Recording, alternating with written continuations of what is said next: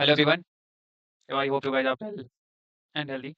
And I know some of you are from first year who are going to start your journey with your engineering life, and some of you are already entered into college life, pursuing graduation in any professional course. So basically, I am here with you guys.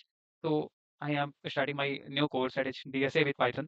In this course, we will start from scratch and read up to advanced level and complete. I'll make sure you guys, I'll cover all the fundamental parts of the DSA.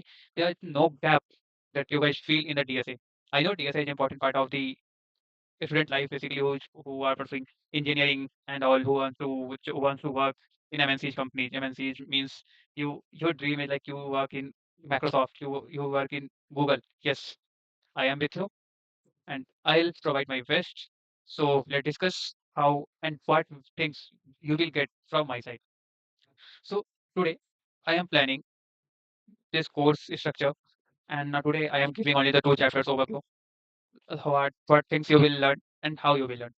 So from tomorrow and onwards, this is a complete summary of two chapter that we'll cover in our upcoming 2 weeks. In the first week, we will discuss about the intro basics of Python. In basics of Python, we will discuss about what is Python, what are career oriented things that can we do in with the help of Python. Yes. And also we will see how can install the Python on the different versions of the Python, operating systems of the Python, and in what ways Python supports in different operating systems. So like in Windows, Linux, Mac. And also we will see setting how to set up environment with help in a Python development. And in the environment, we will see the command line prompt and Jupyter notebook. Now next we will move into the data types. In data types, we will learn about the basic data types and as well as sequential data type. We will also learn about the operations, control flow statements, and iterations, recursions, functions, module and packages, exception handling, and all these things. And after the in the end of chapter one, we will see hands-on project that completely based on your this basics of Python, not exactly simple coding. We will implement real scenario-based questions that we will do code of that real scenario-based questions, and you will feel confident. Yes, I can do it. And also, I'll give you practice sheet. In practice sheets, will consist of the pseudo codes, around 50 to 60 questions in each sheet, and some fundamental logical questions as well as for how questions asked in a company interview that will cover in my sheet. Now coming to my second chapter. Second chapter, we will start from Python's collection module. Yeah, today now you will think, what is Python's collection modules? Yes, they're quite new thing that you will find here.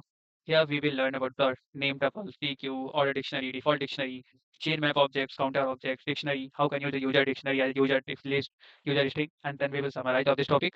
And then I will introduce one of the important section of your DSA portion.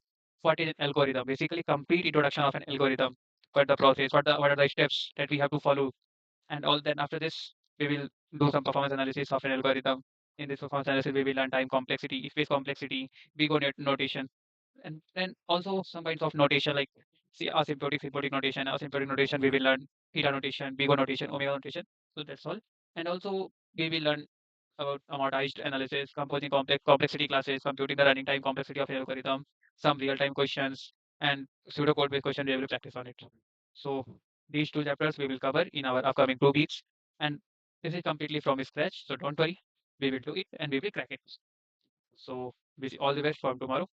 Take care and good night. Bye bye.